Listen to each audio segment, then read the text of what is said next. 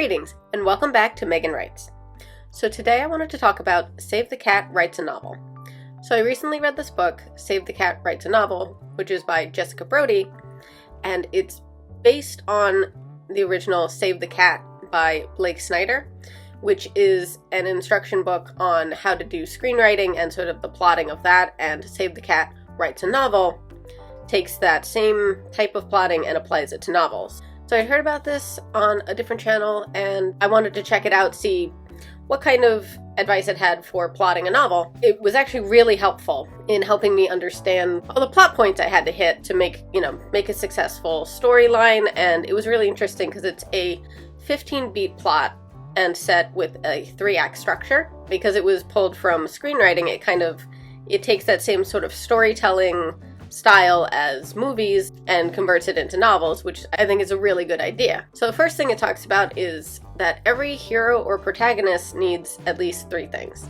They need a problem, which is their flaws that end up resolved at the end.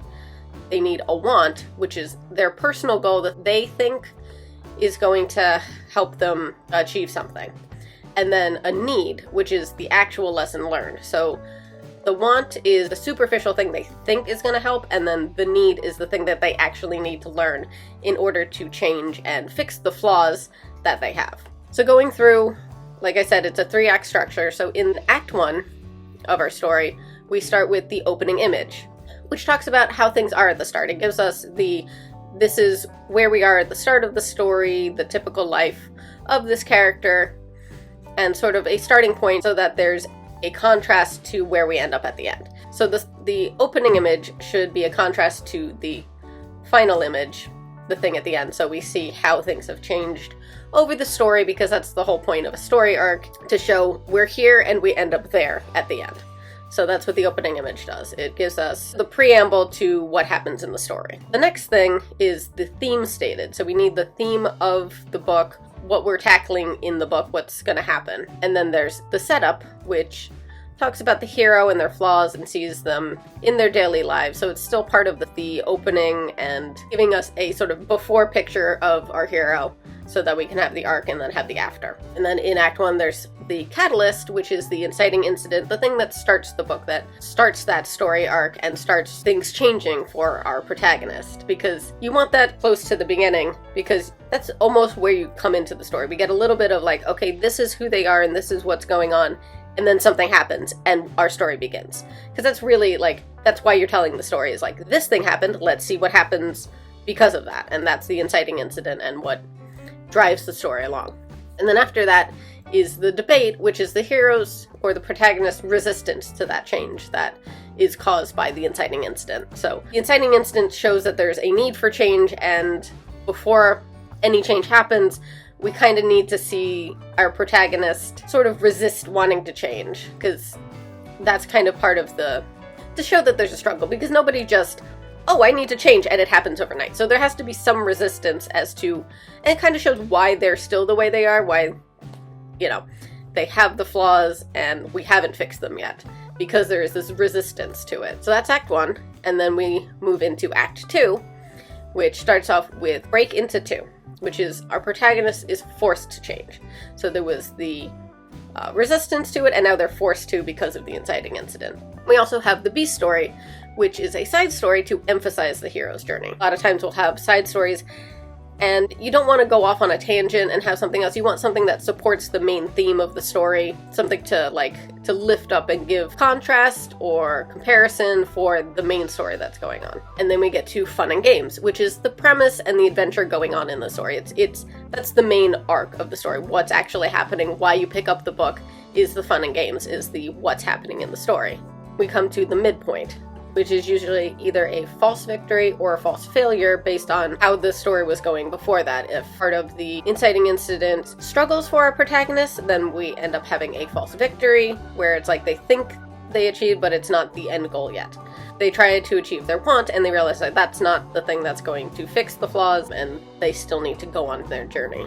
Or if things are going really great, we have a false failure. They think they're doing the right thing, and then they see that things aren't quite working out. It's also where the A and the B plots combine. So you've got your side story and your main story, and they all kind of come together to really emphasize the whole story and what's going on and what journey we're going on. So after the midpoint is the bad guys close in, and this is how the hero recovers after either that false victory or false failure. Either they realize the victory wasn't what they thought it was, or that they didn't actually, or the failure wasn't really a failure and they can keep going. So it's how they recover after that, the midpoint of the story. Then after that is all is lost, which is the lowest point for our protagonist. So things have happened, we've hit a low. That's really where all the conflict comes to a head in our story. So we've got the conflict going on and it all comes to a head.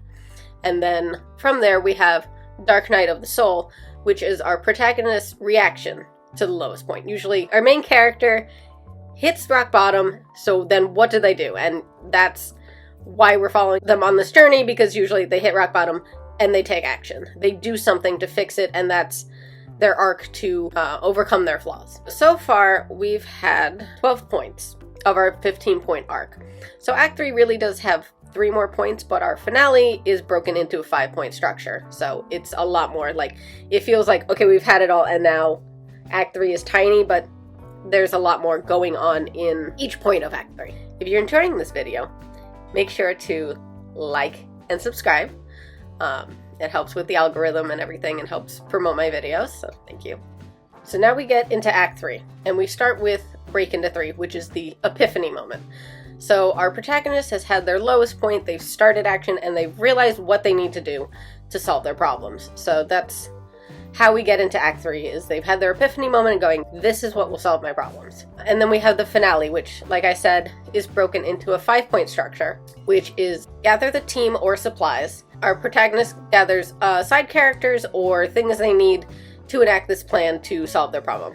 We have execute the plan, where they head out to put into action the things they need to do. And from there we have the high tower surprise, which is they try their plan and it doesn't work. Something happens where that isn't quite what they needed to do. So from there, it's dig deep down.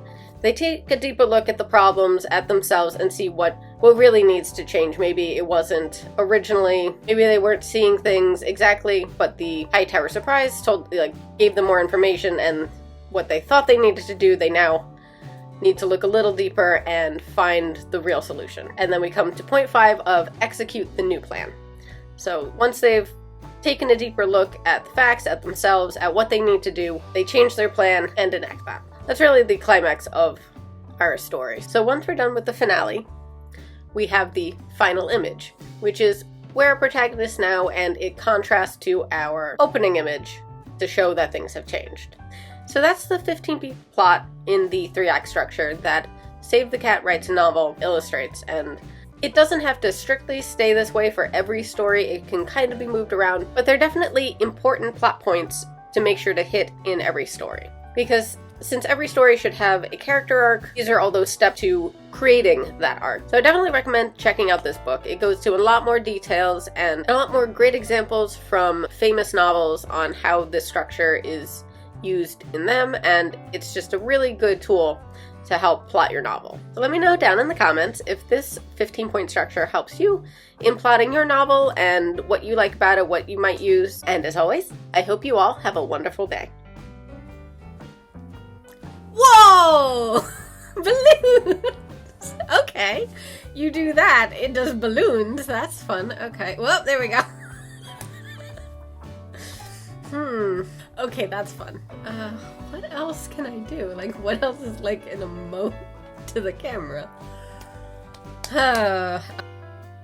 Hey, it does confetti! You do too? Okay.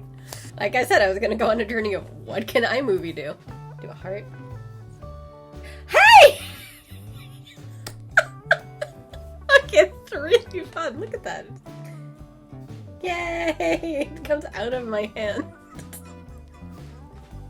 I think I found all the things it does. I don't know what else. Balloons! That's amazing. Okay, that is absolutely amazing.